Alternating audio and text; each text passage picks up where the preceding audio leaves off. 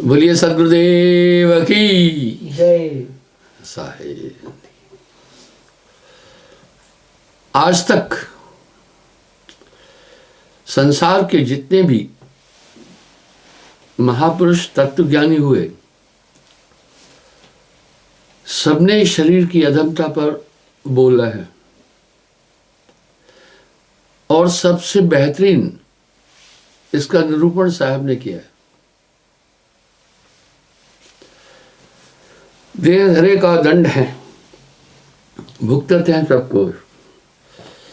ज्ञानी भुगतत ज्ञान से, मूर्ख भुगतत रोए। इसी को तो महात्मा ईसा ने भी कहा, हम सब अपने कर्मों के कारण, अपने पापों के कारण पृथ्वी पर है।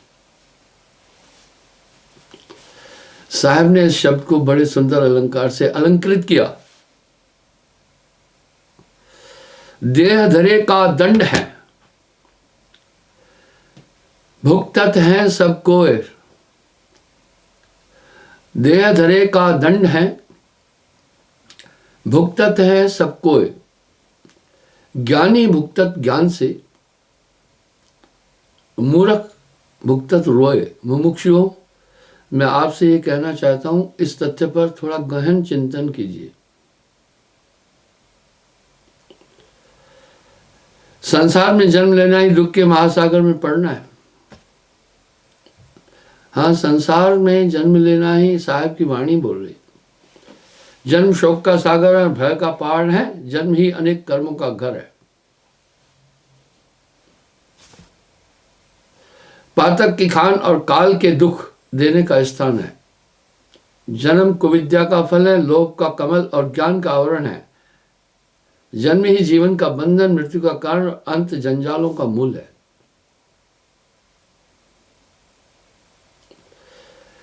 अब यहां साहब कह रहे हैं, जन्म मरण को दुख अति भारी। ये नाशवान शरीर में जब आत्मा प्रविष्ट होती है तो अपने मूल रूप को भूल जाती है। इसको बांधा हुआ है, बिन रसरी सकल जग बंधिया। यहां साहब चेतावनी दे रहे हैं, कुछ तो जतन मुक्ति का कर ले।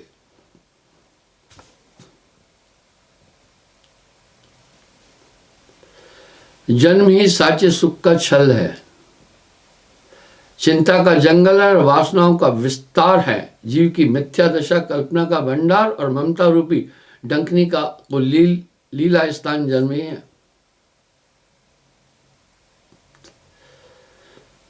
शरीर पर तो गोस्वामी जी ने भी बड़े सुंदर शब्द कहे हैं। छित जल पावक गगन समीरा, पंच तत्व को अदम शरीरा। कहीं कहीं आप थोड़ा सा वाणियों से भ्रमित हो सकते हैं। उदाहरणार्थ, गोस्वामी जी एक शब्द में कह रहे हैं,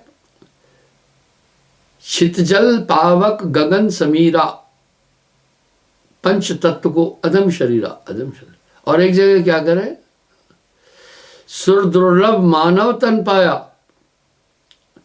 श्रुति पुराण सदग्रंथन गाया।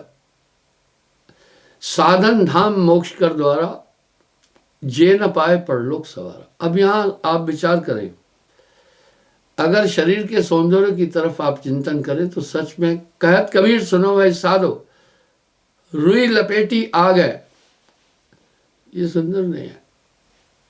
हाँ, इसमें ज्ञान तत्व विशेष है, पर आदमी सब शरीर के सौंदर्य की तरफ ही भग रहे हैं। आजकल तो ये चीज इतनी बढ़ गई है कि आप पूछे नहीं।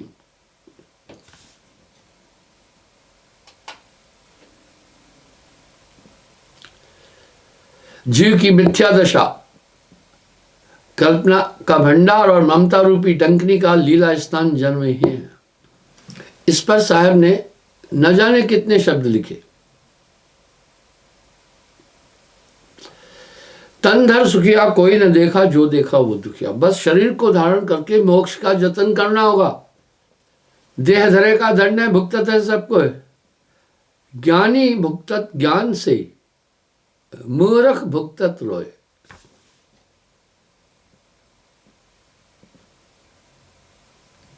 ये माया की लीला की रंगभूमि तमोगुण की गहरी और भयानक कूप और जीव को मोक्ष मार्ग से भटकाने का जड़ जन्म ही है। जन्म मरण का दुख अति भारी।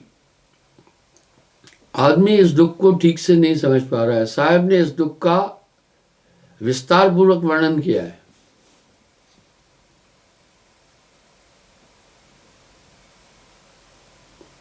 और ये जीव को मोक्ष द्वार से भटकाने का जड़ जन्म ही है। जीव को मिथ्या देहाभिमान में फंसाकर सत्य पद से भ्रष्ट कर काल के नाना पाशों में फंसाने वाला जन्म के सिवाय दूसरा कौन हो सकता है। पर यह सौंदर्य में दिखता है। मैंने एक बहुत बड़े डॉक्टर से, गायनों के डॉक्टर थे, मैंने उन्हें कहा, डॉक्टर साहब आप तो चीरा फाड़ी भी करते हैं, ऑपरेशन भी करते हैं, आपने पूरी हकीकत शरीर की समझी है, तो क्या आप भी विषय विकारों की तरफ ऐसे ही आकर्षित होते हैं जैसे आम आदमी होता है? वो मुस्कुराया। आइए मैं बताता हूं क्यों आदमी आकर्षित होता है। हम सब जानते हैं ये मलमूत्र के द्वार है। मैंने अपने प्रवचन में इस बात को कई बार बोला, अगर यथार्थ में ये गुप्त इंद्रियां मलमूत्र के द्वार सुंदर होते ना, तो पहले इसी का प्रदर्शन किया जाता। मैंने उदाहरण दिए कई। जिसकी बाजुएं थोड़ी तगड़ी है, विदाउट स्लीव बनियान पहनता है। जिसकी चेस्ट वो है, ऐसी बनियान पहनता है कि बॉडी दिखे। जिसकी जंघाएं मजबूत है, टांगे, वो निक्कर पहनकर घूमता है। कोई दुनिया में मैं नहीं देखा कि गुप्त अंग खोल करके घूम रहा हो। वहां शर्म है वहां शर्म है। शर्म की बात नहीं है, वो है ही गंदी। आप पशु पक्षियों को देखना, उनके इन अंगों की तरफ देखना, कितने अटपटे लगते हैं। वो इसलिए प्रिय लगते हैं, कामदेव खोपड़ी पर सवार होता है, वो प्रिय अनुभव कराता है। इस आत्मा को बांधने के लिए बड़े जतन किए गए। जीव को मिथ्या देहाभिमान में फंसाकर सत्य पद से भ्रष्ट कर काल के नाना पाशों में फंसाने वाला जन्म के सिवाय दूसरा कौन हो सकता है। यदि जन्म न हो तो शरीर की झूठी ममता में पड़ा हुआ यह जीव मिथ्या विषय वासना में लगकर अपने सत्य स्वरूप को भूलकर मिथ्या और आशा और झूठी तृष्णा में फंसकर क्यों काल का चारा बने। आप साहब के शब्दों को देखें। कहत कबीर सुनो भाई साधो, ये रुई लपेटी आ गए।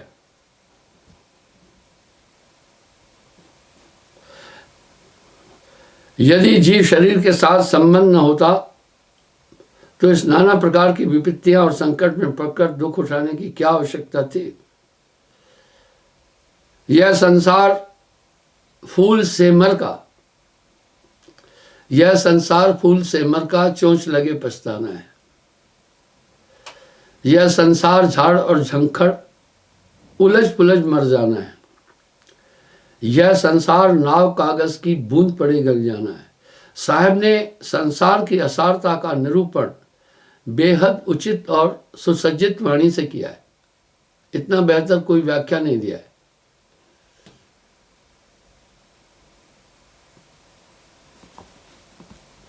जन्म लेने वाले शरीर का मूल विचार करने पर इस शरीर ऐसी अपवित्र वस्तु, शरीर जैसी अपवित्र वस्तु और कोई भी नहीं है।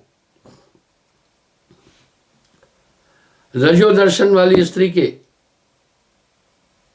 मासिक स्राव के पश्चात बचे हुए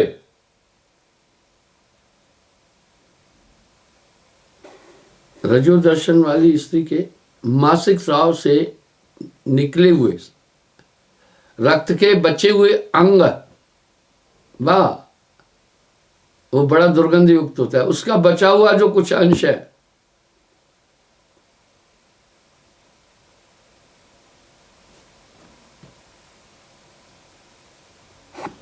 और पिता के शरीर से निकलते हुए अपवित्र बीज द्वारा शरीर की संरचना है।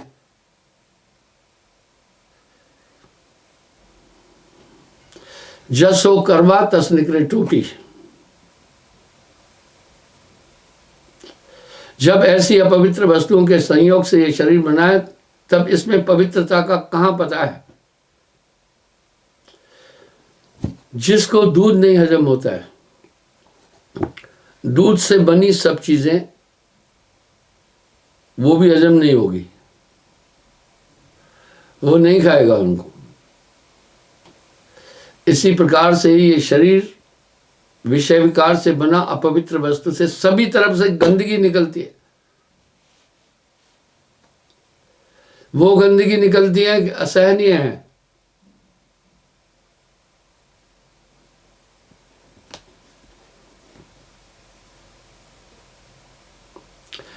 स्त्री के रक्त के उठाने पर इस शरीर का लोथड़ा बनता है। आप कई पदार्थ खाते हैं ना, थोड़े समय बाद मल द्वार से विष्ठा के रूप में जब वो निकलते, कितनी दुर्गंध होती है। 7-8 घंटे बाद।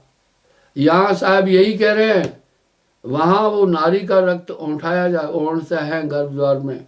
बहुत बड़ा दुख है, जन्म मरण का दुखद भारी। पर ये मनुष्य संसार में आकर ये कर्म ज्ञान इंद्रियों में उलझ जाता है, मुक्ति का कोई जतन नहीं करता है। इस पर चिंतन किया जाए। यद्यपि ऊपर से देखने में अपवित्र जनों को यह सुंदर देख पड़ता है, तथापि भीतर तो ऐसी घृणित नरक का थैला बना हुआ है। फिर यह शरीर कैसा देख पड़ता है, जैसे चमड़े भिगोने का चमार का कुंड हो। चमार का कुंड तो धोने से शुद्ध भी हो जाता है, किंतु इसे नित्य प्रति धोने पर भी न इसकी दुर्गंध जाती है, न इससे इसमें पवित्रता आती है। रोज नहाने के बाद एक दिन नहीं नहाओ तो इसमें से दुर्गंध निकलेगी। हड्डियों की ढटरी बनाकर उसमें से नस और नाड़ियों का बंधन लगाया और मैदे और मांस से इसे जोड़ा है। जिस लहू का नाम ही अशुद्ध है, उसी रक्त के शरीर की जब बनावट है, तब इसकी पवित्रता का क्या ठिकाना है।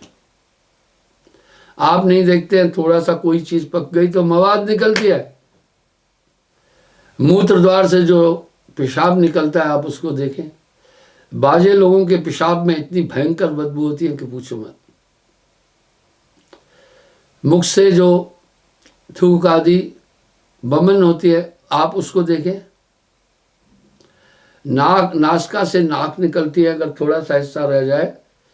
बाजे लोग तो नाक को ठीक से साफ नहीं कर पाते हैं, उसमें कितनी दुर्गंध आती है, जैसे सड़ा हुआ प्याज हो। कानों से खूंट निकलती है, आंखों से कीच निकलती है। आंख से कीच निकली तो कितना भी सुंदर आदमी अटपटी लगती है, वो बिल्कुल खराब लगती है। रोम रोम से पसीने का स्राव होता है, वो बहुत दुर्गंध है उसमें। ये पिंजरा बहुत खराब है। जेल में रहने वाला अगर किसी सुविधा की आकांक्षा करता है तो वो उसकी भूल है, वहां सुविधा नहीं मिलती है। मैंने एक लड़के से पूछा, लड़का निर्दोष था, लेकिन कत्ल के अभियोग में उसे जेल में रखा था। 4 महीने जेल में रहकर वापस आया।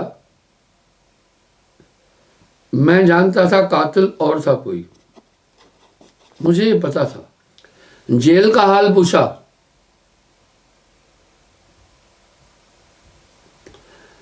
मैंने कहा भाई जेल में कैसा है?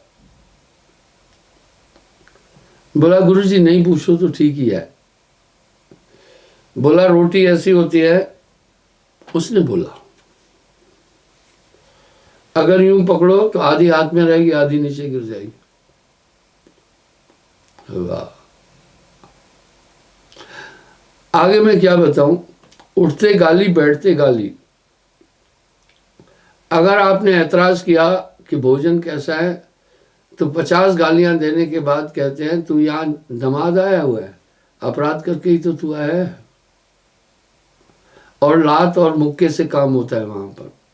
गुरुजी कैद की बात मत पूछो। तो ये पूरी दुनिया यहाँ बंधन में, हम जानते ही हैं। पराधीन सुख सपने हैं नहीं, इसलिए यहाँ आप सुख की आकांक्षा करना ही नहीं। तन दर सुखिया कोई न देखा, जो देखा वो दुखिया। वाटे वाट हर कोई दुखिया, क्या तब से क्या वैरागी। इंसान नारी का मोहिनी रूप देखकर बड़ा प्रसन्न होकर के अपनाता। इंसान के दो चेहरे हैं।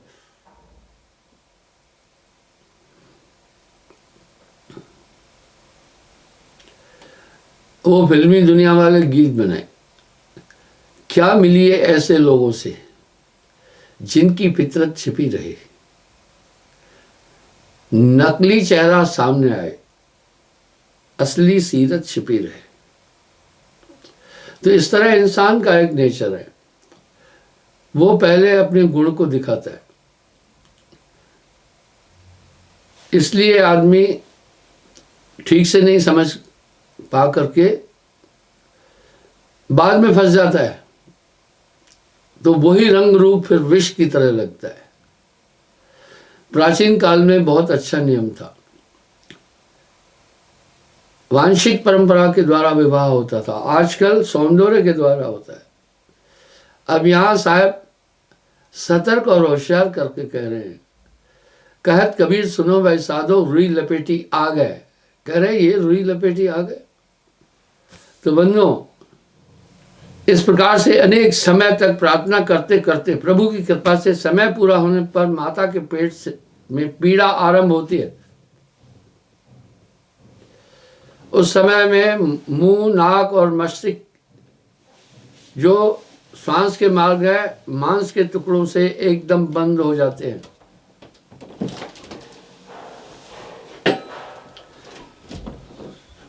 श्वास का द्वार बंद होते ही बालक को मूर्छा आती है और जीव अचेतन अवस्था में तड़फने लगता है।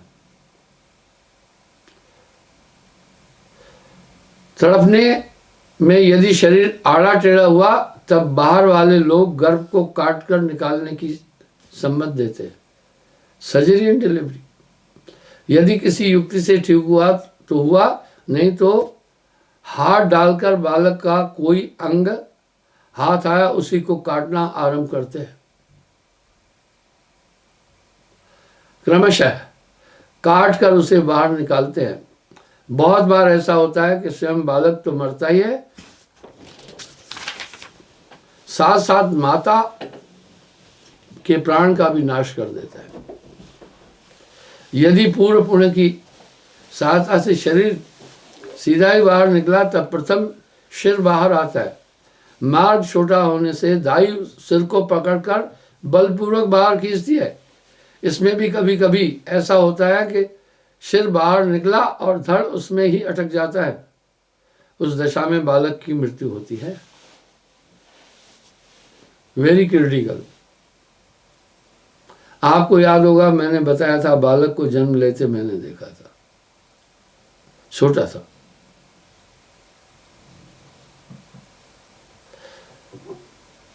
उस दशा में बालक की मृत्यु हो जाती है। संयोग से मां बच भी गई तो बालक के शरीर को काट कर बाहर निकालते हैं। यदि पुण्यवश सकल शरीर बाहर निकल गया और बालक जीता जागता रहा तो बाहर आते ही बाहर के पवन लगने से बालक को इतना कष्ट होता है कि मानो सहस्त्रों बिच्छुओं ने एक साथ डंक मारा हो। इसलिए फिर क्या करते हैं, उसी समय जो चतुर्दायी होती है बालक को इस तरह कपड़े में लपेट लेती है, ऐसे लपेट लेती है, ताकि गर्भ में एनवायरमेंट अलग किस्म का था, बाहर अलग किस्म का है। आप विचार करें, एक बालिका का जन्म के समय सर तो बाहर आ गया, शोल्डर फिर चौड़े हम बड़ी मुश्किल से आए। जब शोल्डर भी आ गया तो कटी क्षेत्र का ये हिस्सा कम है और हिप्स बड़े हैं, वहां अटक गया। अनाड़ी दाई ने बाजू से खींचकर निकालना चाहा। वो बालिका अभी 10-15 साल की है, उसका ये हाथ आज तक नहीं काम करता है। उसका ये हाथ आज तक नहीं काम करता है। ये अति जन्म मरण का कष्ट बहुत ही पीड़ादायक है, और न जाने कितने जन्म हुए।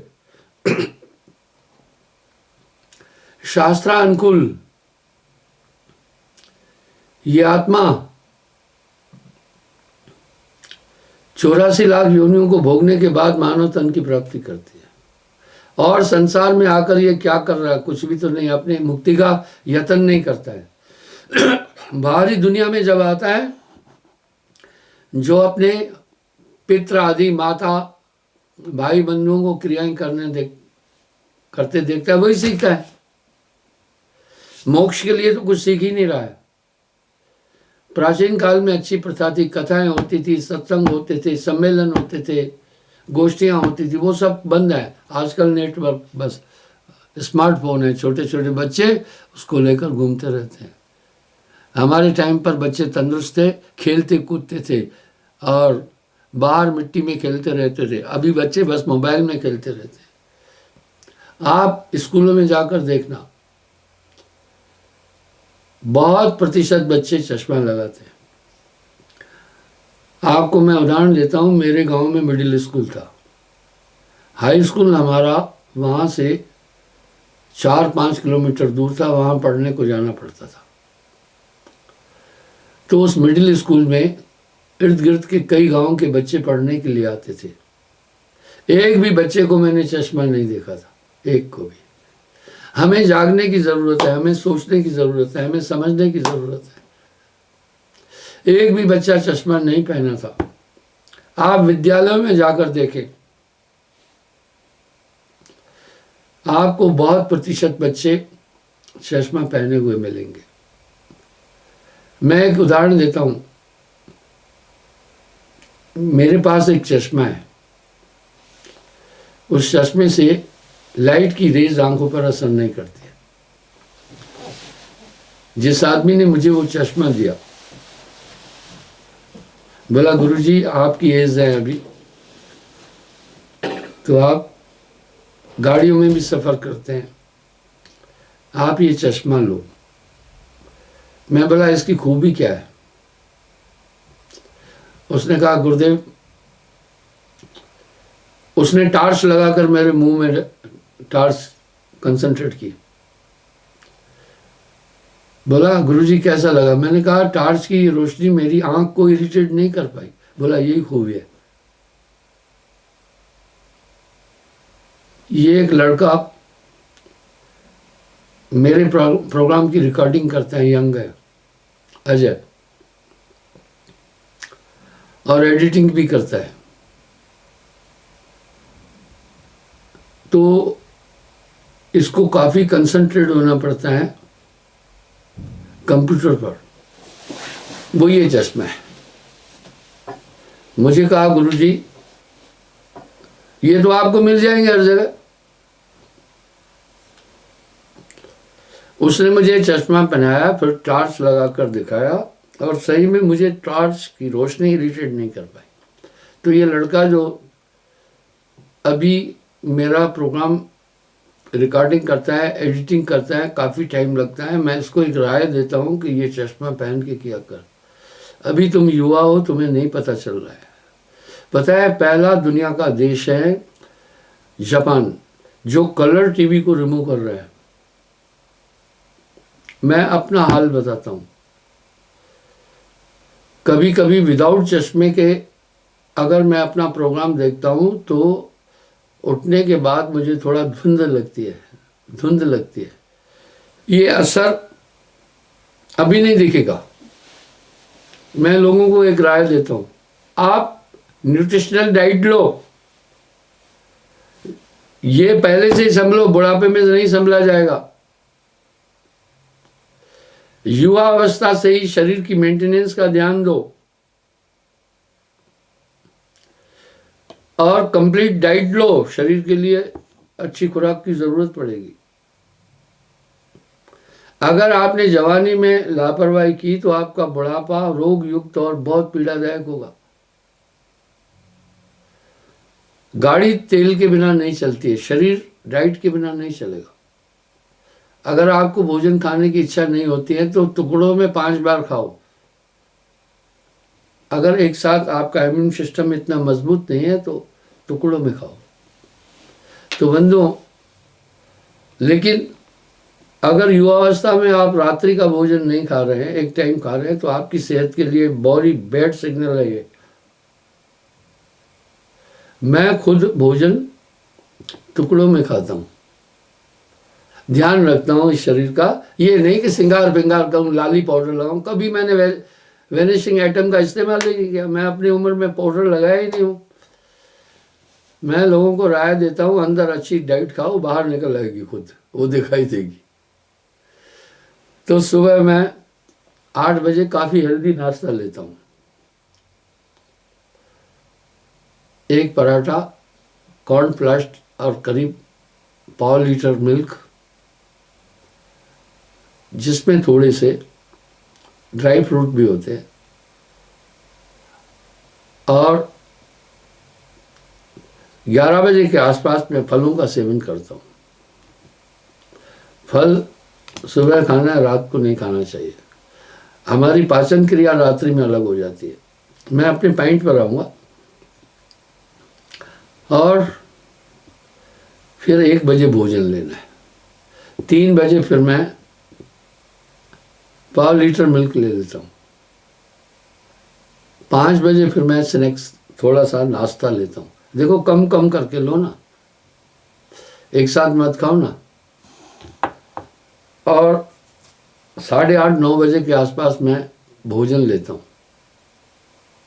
चाहे आप थोड़ा सा भोजन लो, और रात्रि में सोने से पहले थोड़ा गर्म दूध पीना चाहिए। तो ½ लीटर में मिल्क ले लेता हूँ। आप देखा, मैंने अपनी डाइट को 5 हिस्सों में बांट दिया। अगर आपके बच्चे कह रहे हैं भूख नहीं लगती है, तो ये एक बैड सिग्नल है। अगर आप अपनी डाइट को कम कर रहे हैं स्वस्थ रहने के लिए, तो ये अंतोगत्वा आपके लिए हानिकारक है। और मैं कैसे करता हूँ, जब भी मैं भोजन खाता हूँ तो 2 चीज़ें साथ में रखता हूँ। रोटी के साथ मैं सेव लेता हूँ, चाहे आधा सेव लूँ, और कीवी ले लेता हूँ। वजह यह है, आप एक यत्न करो कि आपका इम्यून सिस्टम ठीक रहे, आपका डाइजेशन ठीक रहे। खुराक नहीं होगी उस समय पता नहीं चलेगा, आगे चल करके आपको बहुत पीड़ा होगी। इसलिए इसकी मेंटेनेंस ज़रूरी है। और ये चश्मे पर मैंने बात की। बच्चे जब कंप्यूटर या बाकी चीज़ों का प्रयोग कर रहे हैं, इसको पहनो। डॉक्टर लोग तो कह रहे हैं 50 साल के बाद चाहे 0 डिग्री का पावर का चश्मा है पहनो। चश्मा आपकी आंख को वैसे बहुत हेल्प देता है। उसको पढ़ने के टाइम या बाकी चीज़ अगर आवश्यकता लगे, डॉक्टर तो कह रहे हैं 50 के बाद वैसे ही पहनो। आइए मैं फिर आगे आता हूँ। शरीर पर मैं आपसे बातचीत कर रहा हूँ। तो हाथ जले जस लाकड़ी, केस जले जस घासा। आखिर जीवन का लक्ष्य क्या है? यही तो लक्ष्य नहीं है ना। इस देह का कर्तव्य केवल खाना है या पान है, यही समझ है मूर्खता, यही महाअज्ञान है। आइए, असाध्य कष्ट के कारण बालक भी अचेत हो जाता है। तब उसको चेत दिलाने के लिए नाना प्रकार के उपाय किए जाते हैं। कभी बालक को चींटी काट कर जगाते हैं, और कभी कभी शस्त्र का प्रयोग भी करना पड़ता है। और जब बालक रोता है तब उसको आनंद आता है, और इस प्रकार से महान कष्ट भोगकर यह जीव जब बाहर निकलकर संसार के पदार्थों को देखता है, नाना प्रकार के मोह में फंसाने वाली माया के जाल, माता पिता आदि के प्यारी प्यारी बातों को सुनता है, तब गर्भ के कष्ट और प्रार्थना तथा वचन को भूल माया में लिप्त हो जाता है। यहाँ साहब चेतावनी दे रहे हैं, गर्भ में तूने किया था कौल, कौल कहते हैं वायदे को। गर्भ में तूने किया था कौल, कुछ याद है कि नहीं याद है? भैया, ये जन्म सिर्फ सांसारिक ऐश्वर्य के लिए नहीं है। इस देह का कर्तव्य केवल खाना है या पान है, यही समझ मुक्ता, यही महाज्ञान है। इसलिए मोक्ष का यत्न करना है। जिस वस्तु के लिए आपका जन्म हुआ उसे पूर्ण करना है। अपने स्वरूप को भूलकर भी कभी याद नहीं करता, इस प्रकार का गर्भ का दुख सर्व प्राणियों को होता है। वही कथा इस ग्रंथ में जगजीवन जीव के बहाने से ग्रंथाकार ने लिखकर सबको उपदेश दिया। तो साहब कह रहे गर्भ में तूने किया था कौल, कौल वायदे को कहते हैं, तुझे याद है कि ना याद है। भाइयों, ये देह का कर्तव्य इतना न समझे, ये मोक्ष की प्राप्ति के लिए मिला है। इसलिए मानव होकर ना मरा, मरा तो डांगर ढोर, मनुष्य जन्म दुर्लभ है, ऐसे व्यर्थ न करना। और सुमरन बहुत ज़रूरी है, ध्यान बहुत ज़रूरी है। आपका ध्यान जितना संसार में उलझता जाएगा उतनी रूढ़िवादिता, उतना अज्ञान आपके मस्तिष्क पर छाएगा। इसलिए हमेशा चेतन रहो, हमेशा सुमरन करो। वाह जो लो गणपत जा गई, नहीं संध्य पावत तस्करा, गाफिल भयो जब नींद में तभी तस्कर संचरा। जो हमेशा होशियार रहता है, हमेशा चेतन रहता है, उसकी चेतना बढ़ती है, आत्मशक्ति बढ़ जाती है। इसलिए तो साहब ने कह दिया ना, जब तब संयम साधना सब सुमरन के माए, कबीर जाने संत जन सुमरन समकश न है। क्षमा चाहता हूँ, समय हो रहा है, कल पुनः मैं हाजिर हो जाऊँगा। साहेब।